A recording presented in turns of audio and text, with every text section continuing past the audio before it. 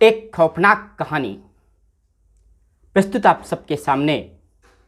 एक हकीकत की एक ऐसी घटना जो सबके रोम रोम खड़े कर देगी। एक सपना आया, बच्चे की बलि दोगे तो मालामाल हो जाओगे।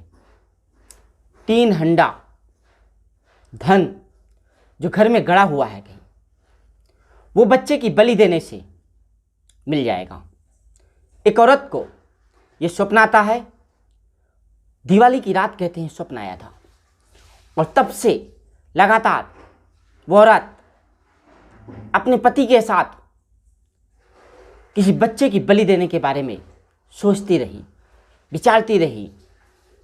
एक लंबे समय के बाद मार्च 2022 8 मार्च को एक बालक गायब हो जाता है, और गायब होने के बाद पुलिस कहीं से भी सुराग नहीं लगा पाती कि लापता बच्चा कहाँ है। 12 तारीख को उस बच्चे की सूचना मिलती है कि उसकी लाश एक घर के अंदर किसी डिब्बे में बंद है। जनता आक्रोशित हो जाती है, सड़क पर निकल करके आ जाती है। तब जाकर के पुलिस जागती है। चुनाव का समय, उत्तर प्रदेश में चुनाव चल रहा था। गिनती का दिन 10 मार्च के बाद घटना उजागर होती है। सूबे में सरकार योगी आदित्यनाथ की। हुआ ये कि पूरे घटनाक्रम में भाजपा का महिला मोर्चा सक्रिय नजर आया। जनता के साथ, पुलिस के साथ बीच बचाव करता हुआ महिला मोर्चा और जनता के लिए न्याय की मांग करने वाला महिला मोर्चा नजर आया। महिलाओं ने जनता के पक्ष में हुंकार भरी, लेकिन वहीं जनपद चित्रकूट के भाजपा के पुरुष नेता आसपास भी नजर नहीं आ रहे थे, चर्चा का विषय भी नहीं बने।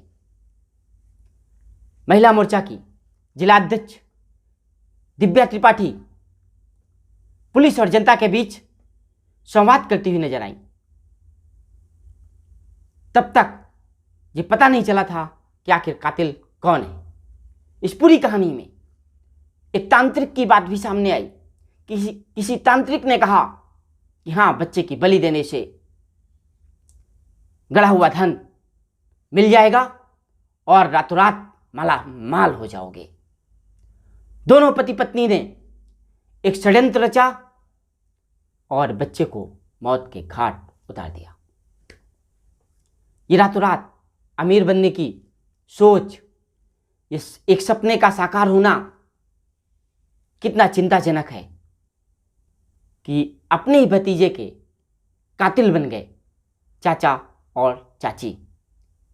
वो मालामाल तो नहीं हो सके, लेकिन पुलिस की गिरफ्त में सलाखों के पीछे जरूर पहुंच गए। पर इस घटना से चित्रकूट का सियासी पारा पता लग गया कि भाजपा की महिला मोर्चा की महिलाएं, जिलाध्यक्ष और माया प्रजापति से लेकर के तमाम वो महिलाएं जो एक मासूम के लिए खड़ी रहीं, वहीं पुरुष नेता तो गायब थे। पर एक दिलचस्प घटना घटी। फेसबुक पर, सोशल मीडिया में कुछ लोगों ने लिखा भी कि लोकप्रियता किसकी ज्यादा होगी और किसकी कम होगी। अभी हाल ही में विधानसभा का चुनाव हार चुके योगी सरकार फर्स्ट के राज्य मंत्री चंद्रिका प्रसाद उपाध्याय पीड़ित परिवार के पास पहुंचे, हालचाल लेने, न्याय दिलाने का भरोसा दिलाने। और उसके कुछ ही समय पश्चात हाल ही में चुनाव जीते समाजवादी पार्टी के उम्मीदवार जो विधायक हैं अनिल प्रधान, वो भी पीड़ित परिवार के पास पहुंचे और दोनों की तस्वीर में एकदम साफ अंतर नजर आ रहा है।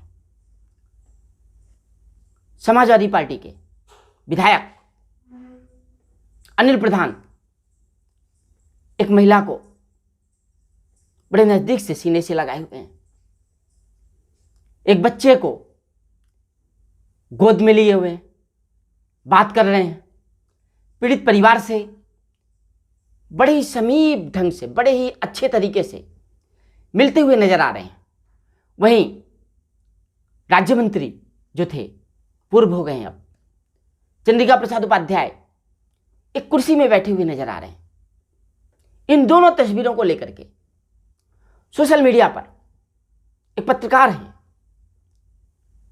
अखिलेश सोनकर, उन्होंने टिप्पणी की कि जनता के दिलों पर आखिर कौन राज करेगा, वो जो हरे कुर्ते वाला है, वो जो चप्पल पहनता है और विधायक है, या फिर वो जो कुर्सी पर इस तरह से बैठकर जनता के बीच में है। अब मसला यहां लोक व्यवहार का है। मंत्री का अपना अलग स्टाइल है, पूर्व मंत्री का, और वर्तमान विधायक का अपना एक अलग स्टाइल है। लेकिन जो सबसे बड़ी बात है, क्या एक विधायक जूते नहीं खरीद सकता? सबसे बड़ा सवाल। विधायक बनने से पहले हो सकता है आप गरीब थे, पर इतने भी गरीब कहां रहे होंगे कि जूते नहीं खरीदे जा सके। जो जिला पंचायत सदस्य रह चुके, जो जिला पंचायत सदस्य जिता चुके अपनी ही भाभी को, वो क्या इतने गरीब हो सकते हैं कि जूता नहीं खरीद सकते? नहीं, वो उनका स्टाइल हो सकता है, हरा कुर्ता उनकी पहचान हो सकती है, पर इसका गरीबी से कोई संबंध नहीं है।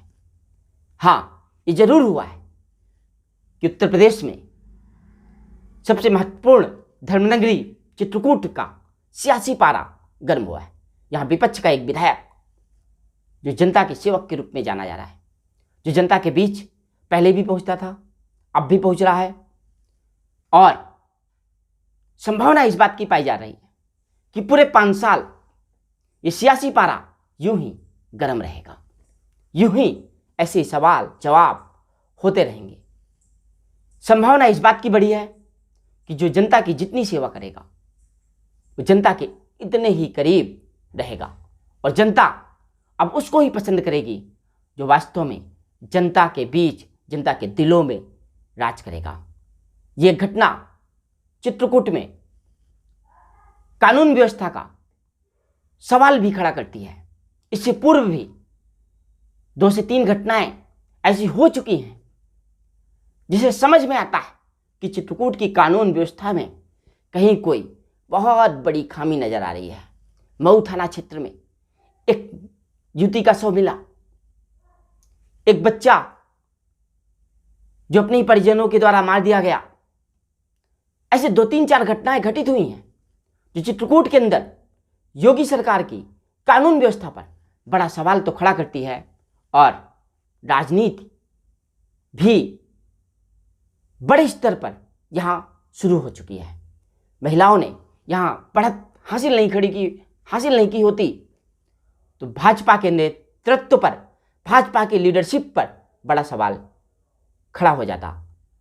पर जो सबसे बड़ा सवाल है जनता से है, समाज से है, कि क्या कोई ऐसा स्वप्न आ जाएगा कि आप रातों रात मालामाल हो जाओगे तो अपने ही भतीजे को, अपने ही किसी सगे संबंधी को आप मौत के घाट उतार देंगे? नहीं, ऐसा नहीं होना चाहिए। समाज में मानवता जीवित रहनी चाहिए। मैं जो अंत में सबसे एक बात कहता हूँ कि अगर मेरी बातें पसंद आए, विश्लेषण पसंद आए, तो साझा करिएगा और लोगों तक भी पहुँचाइएगा।